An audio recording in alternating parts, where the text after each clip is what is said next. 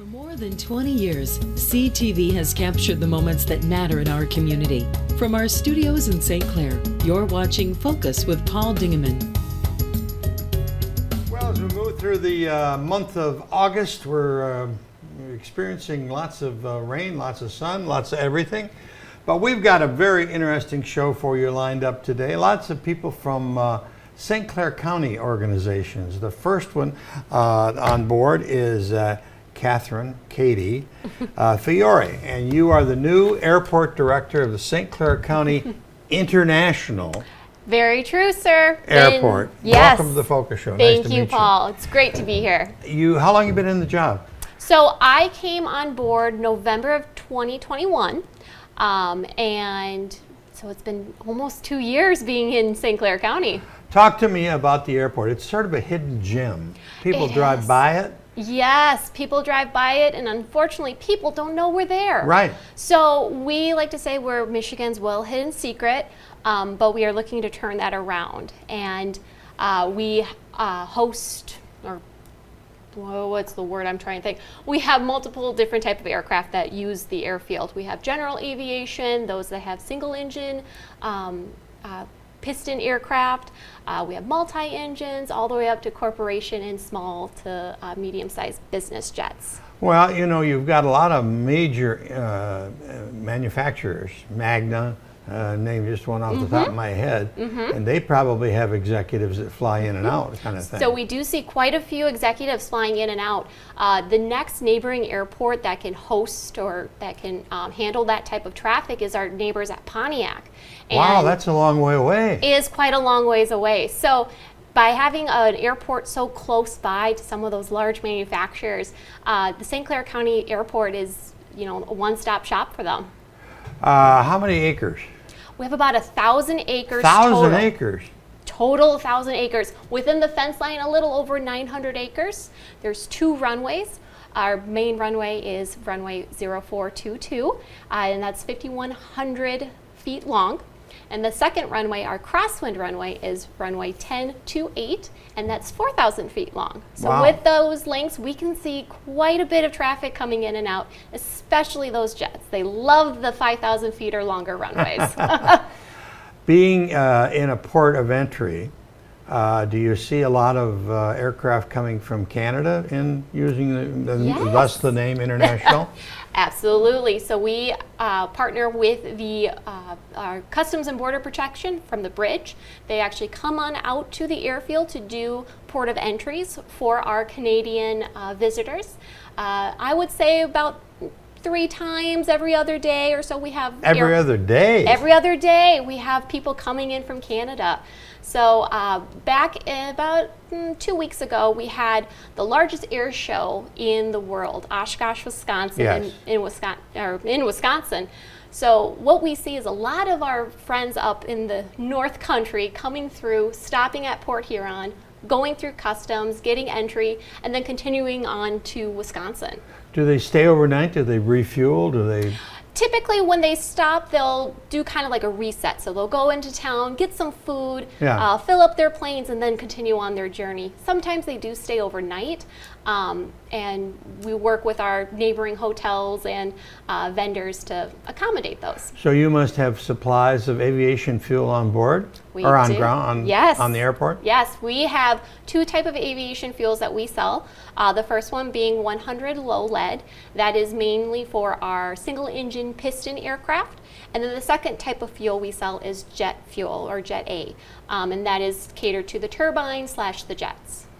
Cool stuff. Cool stuff. It's fun. I love it. No, I can see it in your eyes and in your attitude, yes. You said you're originally from Minnesota. Yes, sir. And your dad was a pilot. You're Yes. not a pilot, but you've got great interest ever since you were a little kid. Yes, yes. So I grew up with a Cessna 172. My dad had that before I was around, actually before he met my mother. And ever since then, that's what we've known. We call it our cabin in the sky, so to say. He's got to be proud of you. I believe so. So he's actually planning to be out here for our upcoming event. Oh, wonderful. Yes. Well, since you brought it up, if the control room will throw up that slide about the the event, which is called Wings and Wheels. What's that all about? So we are opening our gates. We want everybody to come and see the airport. It's been a long time coming. I think it's been almost 8, maybe more, since the last time we've had an open house at the airfield. So this is our start to bringing it back and opening the gates for everyone to come and see. We have quite a few local clubs and entities that will be on site, one being some classic cars, I think we have about 40 or so lined up. Wow. We also have some other departments from the St. Clair County that are going to be present as well and talk about some of their initiatives and things that they have going on, upcoming projects and all that. Local law enforcement. We're able to get quite a few static displays for aircraft, ranging from the single engine piston airplanes to a bifold plane that we have based on the field. Wow. She's gorgeous. Everyone's going to love her. So we arranged for them to be on display, and also having an A-Star helicopter coming over from Selfridge and a jet. Wow. Yes. You brought up Selfridge. How do you coordinate? Is there a lot of coordination between activities from Selfridge and St. Clair County International? So we pretty much just stay separate. Selfridge does come over to use our facilities and use the infrastructure. They'll do approaches. They'll come and land, fly around in the airspace. But for the most part, it's pretty hands-off on our end. Do you have a tower with? No. So what's the term for that? A control tower. Control tower. Yes. But there are some airports that have them, and some airports that don't. Right. That is correct. So St. Clair County Airport is an airport that does not have a control tower. So in lieu of that, our pilots talk to an open radio frequency, and they talk to each other. And by doing that, they can determine their positions in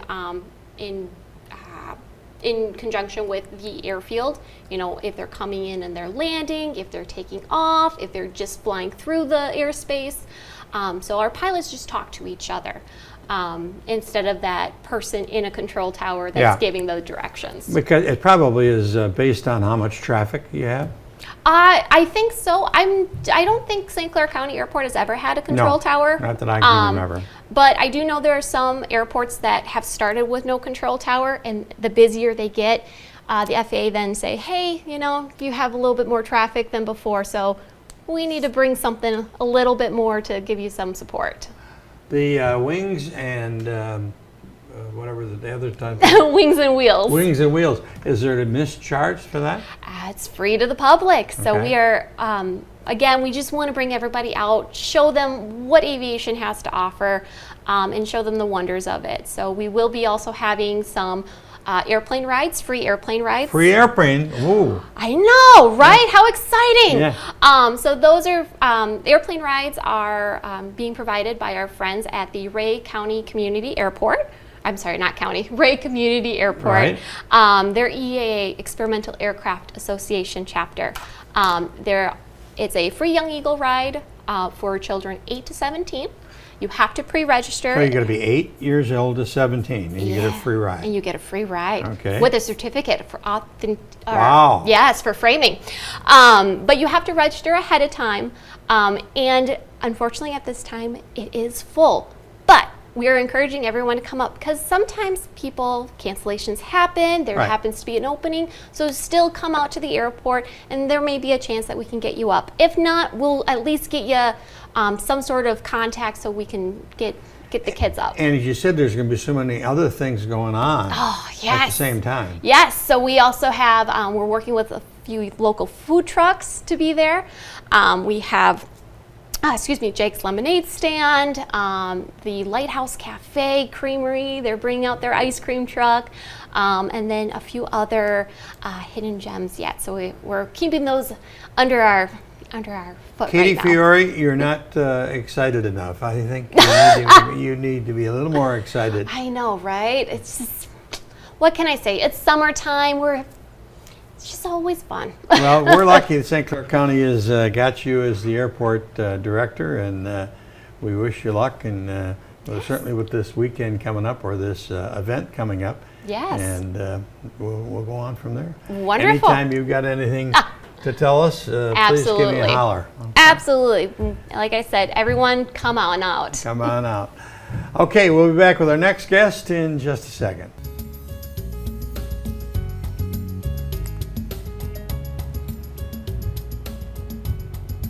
Well, Laura Nestle's back with us from Council on Aging, and her title, I like her title, AmeriCorps Senior Foster Grandparent Program.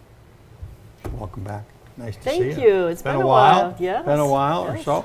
And you've been in this studio, I think, or maybe Never no? this one. Never. You were in the other studio. In the other one. That's how long ago it was. 201 North 6th over. That was like 20 years over there, but you and I didn't meet that many times. But talk to me about what you're doing with the grandparent program.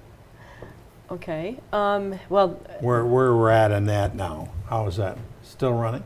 Oh, it's going great. In fact, right now we're in the middle of doing the background checks and starting the training on 12 new volunteers. Wonderful. Yeah. And then we also are doing our summer workshop with our current volunteers. So we have 4 days of that coming up in the next 2 weeks. So I've been working hard at pulling all that together. And then we're working on this project, which AmeriCorps stresses a couple of days each year, Martin Luther King Day and the 9/11, as days of remembrance and days of service. And I had contacted Patrick thinking in a whole different direction, just maybe something simple we could do, like collect socks for veterans or something. Yeah. But somehow the conversation just took on a life of its own. And so instead, we're going to have this huge event now. So I'm really excited about it.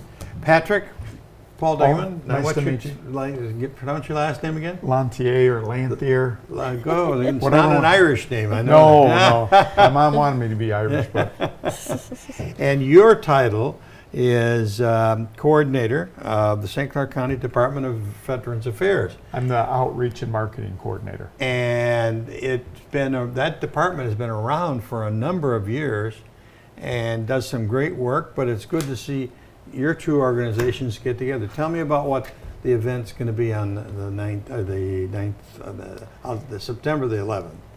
Well, as you know, that almost everyone in almost every community across America wants to help veterans. Yeah. And so we get a lot of people that come to the office that want to help homeless veterans. Oh. And there's not a really good way to find homeless veterans. You don't want to go to someone and say, show me your discharge papers or whatever. Right. When Laura came to us to try to partner to do this, she has access to a set of veterans that are in need that could accept help from all these organizations in the community. So I selfishly agreed to partner along so that we will establish this group of people. So that's the number one thing, is to define who we want to help, who needs the help, what things they might need help in. And in St. Clair County, if you thought about the geography, there's really 4 sections, about 2,500 veterans in each section. But in the Port Huron area, it's such a small concentration, we can reach the most people. So it's a great event for us to really help make an immediate impact on veterans in the county. So the event itself is going to be held at Council on Aging. Correct.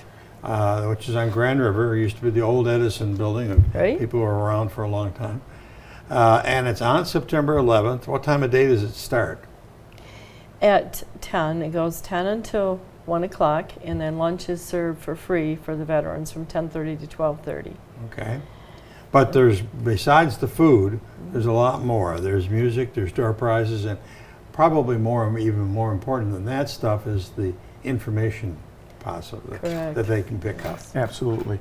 One of the great things about this is when you think about the veterans in the county, they can come to us to help them file their disability claims. And I'm sure everyone's heard about the PACT Act. It was passed last year. It's the biggest VA expansion of benefits in history.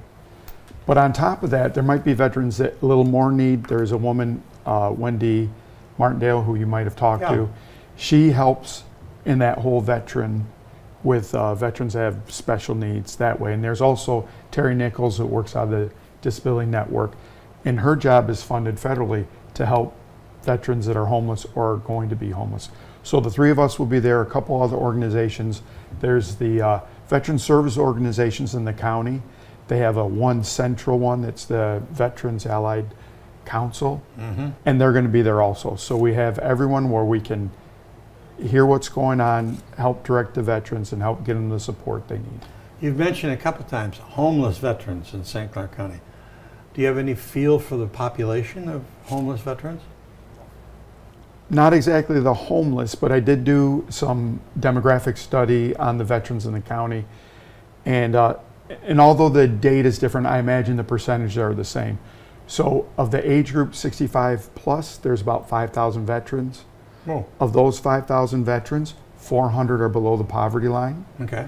And of those veterans that are over 65 below the poverty line, 213 have disabilities. Oh, wow. So you could really narrow it down. So we can really narrow it down, and that's it's a number that people can probably get their minds around, Right, where they right. can make a difference and help these veterans. Right.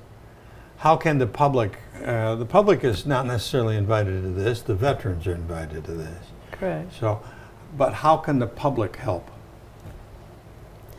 If they wanted to donate items, we're going to have giveaways for the veterans, so, resources that are useful for them.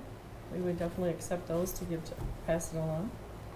Okay. We have a team of the foster grandparents are going to be there volunteering, helping, to keep traffic flow and to help distribute and help with registration and getting the meals out and stuff like that. So I believe we have enough people helping to actually put the event on.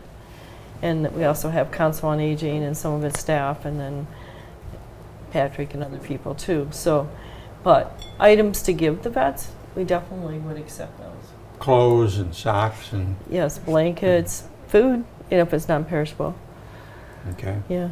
So when he said that, I had this list, as you probably remember, that through the foster grandparent program, I also do Senior Project Fresh, Right. the right. coupons for the farmers market. So we have just kept growing, and one reason is because of strong support from Cargill. They've been amazing. But so far this year, we've already served around 1,200 seniors, Wonderful. low-income seniors. Wonderful. So as they came in, we would ask them, are you a vet? Mm-hmm. And said, we're planning this event. If you give us your name and address, we'll send you the flyer. So that's how we were able to build the contact list. And we know that they already were low income. Wonderful. Yeah. Wonderful. Because they were getting the Right, fresh the coupons, yes. coupons. Yeah. Okay. It's a group of people that have certainly given themselves, Yes, and sir. now it's time to give back to them. Yes. So I think the community has been great, and like what Laura said and what you asked, they can always come in and donate. We get a big grant from the local Elks Club, so that kind of started the ball rolling for us. We assembled a bunch of backpacks, and these will be some of the things we give away, and they've been great again this year. So there is support. This event's going to be seminal because we get to identify those people, and then through the Council on Aging, I hope to have an avenue to, when people want to donate something, I will be able to have an avenue working with the Council on Aging to distribute these things to the local veterans. Well, it's a nice looking flyer and brochure. People see it around town. Day of Service event honoring local veterans, September the 11th. And it's going to be held right in the heart of Port Huron at the Council on Aging from 11 to 1. Lunch is served 10:30 to 12:30, and there's no admission cost, but lots of fun, lots of information. And the band will be the closing time band, and it's a 3-piece band, and 2 of them are vets. So Oh, wonderful, wonderful, wonderful. Have we missed anything? I think that pretty much That's covers it. it. Oh, Thank our number to call is on the flyer. Okay. You put it up there. We would like people to pre-register Yes. so we can make sure we have food for everyone Right, that comes. Right. Yes. So that's the only thing we're asking. And that's 984 5061. 5061. Fi- I'm reading That's that good, you're down. right upside down. That's fantastic. 810-984-5061 is the Council on Aging's main number. Or they can also call me at 810-987-8813. Okay, wonderful. Well, I salute you both, and that's not being facetious. I mean, because it's a military discussion, but I honor you both for the work you're doing. So Thank you Well, for thank having you. us. And we're very excited about this, just the way it's come together. It's good. hopefully going to occur again someday. It will. Yeah. All right, coming up with our next guest in just a second.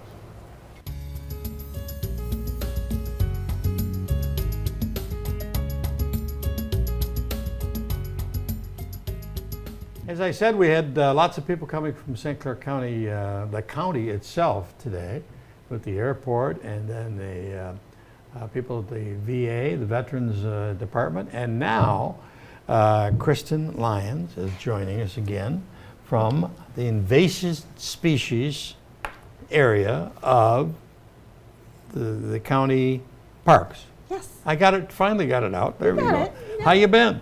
I've been great. How about you? Good, good. Talk to me about what's going on with you. You're always busy. Yes, yes. So we're right now we're busy getting ready for the Michigan Conservation Stewards program, and that's a 10-week education program for people who are interested in learning about and then applying their knowledge to local ecosystems. So it's open to everybody? You don't have to be a specialist of any kind? No, it's open to everyone. So we're really excited about this program because it seems to attract people of kind of all ages and backgrounds. So we have folks that have degrees in natural resources who take the program and get a lot out of it, and we have people who retired from engineering or nursing and also get a lot out of the program. So and we've had high school students and yeah. So You brought along a PowerPoint. We'll just sort of quickly go through that. sure, And sure. you can sort of narrate for us. The Michigan Conservation Stewards. Let's look at all the sponsors. I see. Yes, we have a lot of partners in this year's program. So we're working with a professor from SE4, a geography professor, who's going to kick things off for us at the first night of class and talk about how glaciers have shaped our local landscapes. Right, and so and then we're going to move over to talking to Dennis Delore, County Parks Director. Oh, Dennis, yep. Yep, and he's going to teach us about conservation heritage the second week. So these are some pictures that are Yeah. part of that whole world, aren't they? Yes, yes. So we're gonna take people around to different county parks and natural areas all over the county. So each week the class is in a different location, different ecosystem. We are going to cover wetlands, lakes, streams, forests, grasslands. It looks like there's a little bit of drizzle and rain in that one. Yes, yes. So these folks are Michigan tough, and so they'll come out and they'll do their field work and take their classes even in the rain. What's the blue? Yeah, so that was a project that we did a couple years ago in Sanborn Park with Michigan Conservation Stewards students and alumni, and they were there that day to measure the big trees. Oh, measuring. They were measuring, identifying, and mapping the big trees in Sanborn Park. Okay. So that was one of the capstone projects. So each of the students in the class will be asked to participate in a capstone project, which kind of takes all the knowledge that they've gained through the course and applies it to some real world issue. So is there a charge for this course? Yes, there's a tuition. There's a $250 tuition that goes to MSU. And that's because they have a very robust online curricula that goes with all of this. So students will be learning about the ecosystem that they're going to see the following week. Is it, can they get credit if they're in school? There's a certificate of completion at the end of this class, and you can count it. There's a lot of education hour credits for this course. Okay. Yep. There's not a volunteer service or continuing education requirement, but if you complete all of the activities, the online, the in-person, the capstone, You're in the water and the you're mud certified. and in Yes. the woods. huh? Yes, exactly. We're going to get people wet. We're going to get And dirty. We're going to make it looks like cold. it was We're getting gonna- cold there. Yeah. Yep. What do you got Yeah. there? So this was some of the conservation stewards from the 2021 class learned how to propagate native plants from seed. Oh, And they did it with a method called winter sowing, where you take a milk jug, you can cut it in half, plant the seeds in there, put it outside, let it get rained on, snowed on, frozen, thawed. And that's what native plants need in order to germinate and grow. So okay, next. we all kind of learned that together. And then, here's some conservation stewards out in the field. So I love the combination of online modules, site tours, and field experience that comes with this program. So that's a good website if I need more information. Yep. canr.msu.edu/CSP. Or you can just email me or call me. Oh yeah, you get your stuff up there too. Yep, we got that up K there. Lyons, normal spelling. Oops, go back there. Okay, go back to one page further, if you can, to the email address there. Okay. Well, we'll put it up anyways. But All right. so it's a course that is well organized and well thought out. $250, but you'll get your money's worth. You get your money's worth. Yeah, there's a How lot many of. weeks? It's 10 weeks. 10 weeks. Okay. So there's 8 weeks of class, 2 Saturday field experiences, and then the capstone project is kind of the grand finale. Okay. One of the other things you want to talk about is Trek the Trestle. Trek the Trestle. So every year on Labor Day, we invite the community out to the Wadhams to Avoca Trail from the Avoca Trailhead in beautiful downtown Avoca. Yep. So we start there at 9 a.m. You don't have to come at 9 a.m., but that's when most people are there, and we'll do kind of an opening ceremony, and then we'll walk down to the Trestle over Mill Creek, which is a beautiful view. You're up 100 feet, looking down on the river and the trees, and it's just gorgeous. How many people can be on the trestle at once? Bunch? Well, I mean, it was meant to carry loaded trains, so you can put about as many people as would fit. Yeah, okay. so It should be fine. Should be fine. should be fine. Is there any cost to Trek the Trestle? Trek the Trestle is free. Okay. Open to everyone. And Labor Day. On 9 Labor Day, a.m.. 9 a.m. Okay. Yep. What else you got for me? So I would like to yeah. encourage the community to report if they had any spongy moth caterpillar issues this summer. It's been a little quiet, so I just want to remind, we're glad that it's a little quiet about spongy moth you caterpillars. did some spraying. Yes. Do you think that helped? It helped the folks that were included in the spray program. We know that there may be some people who weren't included in the spray program who may still have some issues going on. We just want to encourage folks, if you saw a lot of caterpillars and a lot of defoliation or leaf loss on your trees this summer, if you go ahead and report that online at stclaircounty.org/caterpillars. Okay. And we're asking folks. Give that one again. stclaircounty.org/caterpillars. Okay. Yeah, so if you go on that website and report if you had spongy moth caterpillar issues, what that'll do is that'll get folks on a list to receive an egg mass survey this fall, and that's where I come out and take a look and see if I can tell how severe it's going to be next year. Okay. Yeah. So it's for your planning. It's kind of a whole long 1-year process for spongy moth. It's a one-year life cycle on spongy moth. So a fish affectionately used to be called gypsy moth. it used to be called gypsy moth. Yep. And the Entomological Society of America changed the name The spongy to moth. be to spongy moth. So yeah. All righty. Well, registration for the class, again, let's go through that. Yes, so the Michigan Conservation Stewards Program registration deadline is August 30th, so it's coming right up. We can take a lot more folks, so please sign up. We would love to have 30 people in the class. We have somewhere around 10 right now, so we can take a lot more folks. Okay. We'd love to show you all the ecosystems in Sinclair County. It's beautiful. Well, you do beautiful work. county. You have a real devotion to what you're doing. Thank you. And it's fun to see that happen in people. You certainly exude it and share it with everybody. Thank you, yeah. And I'm real excited for people to learn from all the local experts that I've lined up for this class. So. Very good. Well, that's about it for this edition of the Focus program. Thanks very much for tuning in. Good, lots of important information for you today. And we're glad you stayed with us and glad we'll see you next week. Thank you very much. Thanks for tuning in. Thanks for watching Focus with Paul Dingeman. Focus is produced at the CTV Community Television Studios in St. Clair. For over 20 years, CTV has captured the moments that matter to our community.